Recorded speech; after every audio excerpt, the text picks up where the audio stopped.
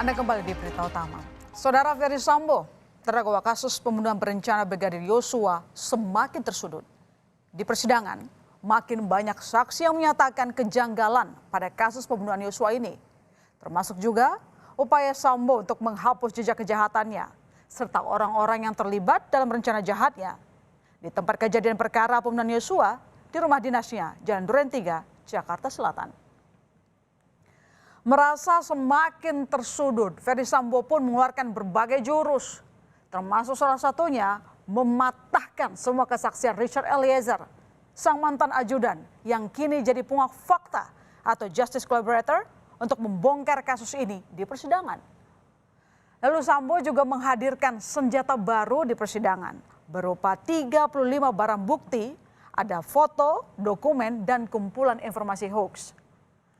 Tim kuasa hukum Ferdy Sambo lah yang mengajukan 35 bukti yang mereka klaim baru ini, dan ini diantaranya saudara, foto-foto kedekatan antara Ferdy Sambo, Putri Chandrawati bersama asisten rumah tangga dan ajudan di berbagai acara. Ada beberapa foto yang menunjukkan Ferdy Sambo menyuapi beberapa ajudan.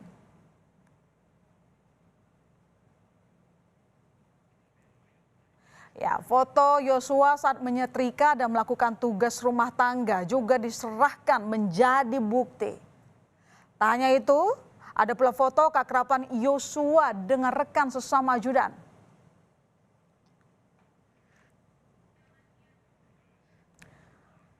Oke, dan bahkan foto Yosua bersama ajudan lain di klub malam juga diserahkan sebagai bukti.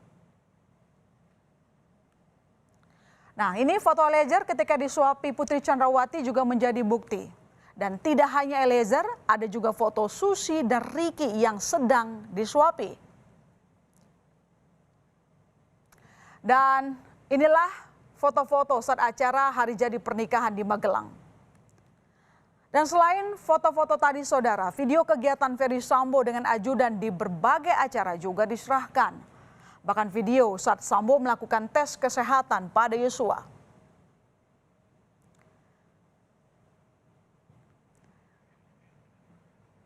Debat panas sempat terjadi saat tim kuasa hukum meminta untuk menjelaskan bukti.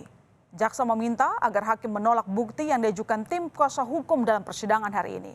Lantaran penjelasan terhadap barang bukti dilakukan saat pledoi sesuai dengan undang-undang yang berlaku. Menyangkut masalah kewenangan dari penasihat hukum di dalam berhubungan dengan terdakwa itu harus selalu diawasi oleh majelis hakim, penuntut umum, dan kepala lembaga pemasyarakatan. Dan kami mohon apa yang disampaikan ya sudah disampaikan. Ya, tidak perlu ada penjelasan. Terima kasih. Jadi izin yang mulia, nanti saudara kami berikan kesempatan pada saat pledoi.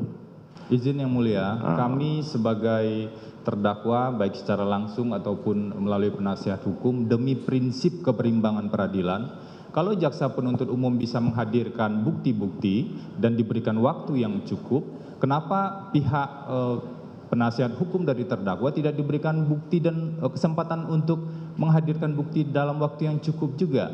Ya. Jadi saya pikir kami berharap majelis hakim kami memberikan waktu kepada saudara, biarkan majelis yang menilai, tetapi kesempatan yang itu saudara gunakan pada saat nanti diajukan pledoi.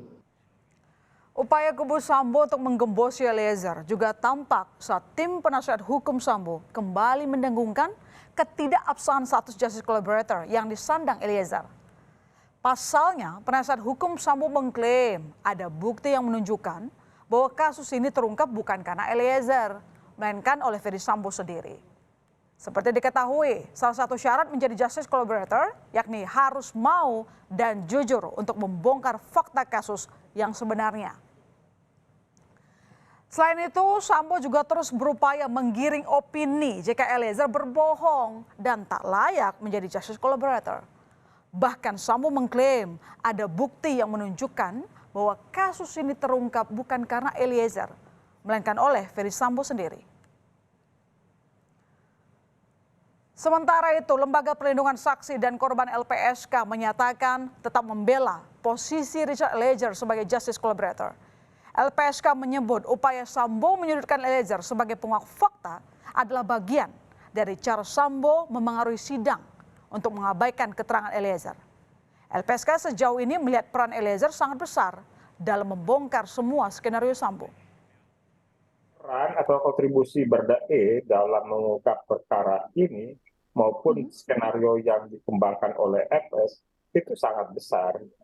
Jadi kami sih tidak begitu terpengaruh oleh pernyataan pengacara dari pihak yang lainnya karena kami punya keyakinan bahwa memang Baradae sejauh ini masih konsisten, masih berpihak pada kebenaran untuk mengungkap terang perkara ini. Hingga saat ini, delik kekerasan seksual masih jadi alasan Ferdy Sambo untuk melakukan tindak pidana pembunuhan berencana terhadap Brigadir Yosua. Namun, makin lama proses hukum kasus ini, publik menganggap alasan kekerasan seksual ini makin tidak masuk akal.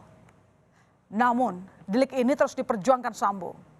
Dugaan publik tentu saja agar majelis hakim bisa membebaskan istrinya, Putri Chandrawati, dari tuduhan pembunuhan berencana Brigadir Yosua.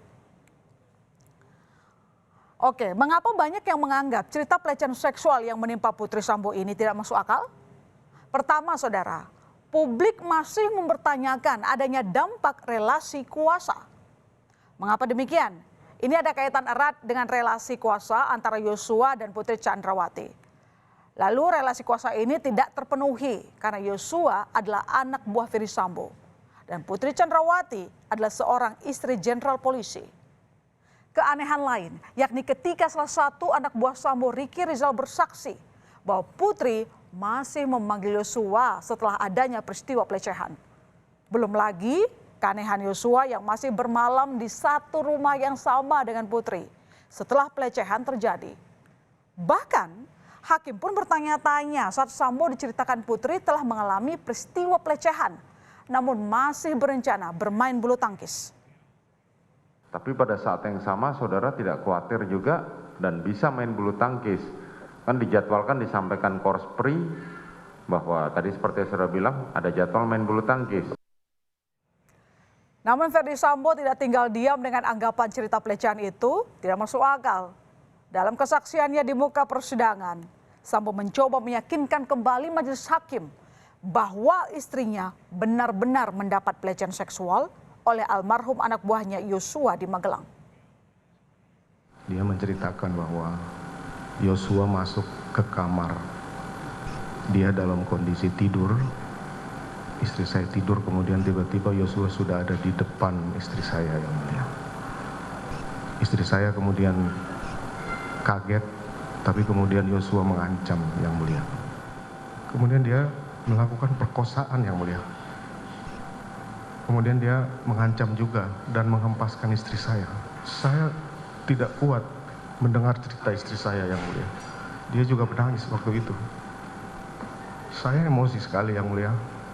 Saya tidak bisa berpikir bahwa ini akan terjadi pada istri saya yang mulia.